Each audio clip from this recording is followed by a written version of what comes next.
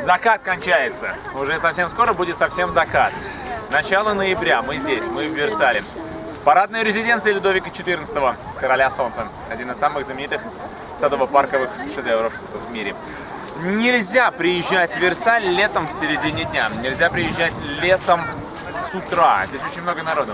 В Версаль приезжает в год около 5 миллионов человек. Самое хорошее вот так, на закате.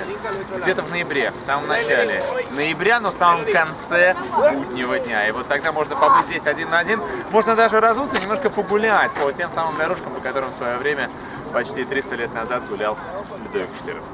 Парк идеален, он огромен, весь его все равно не обойти. Но внимание стоит уделить, конечно же, дворцу. Великолепному шедевру конца 17-го, начала 18 века. Одна только зеркальная галерея чего стоит. Несколько залов, несколько знаменитых салонов, известных на весь мир.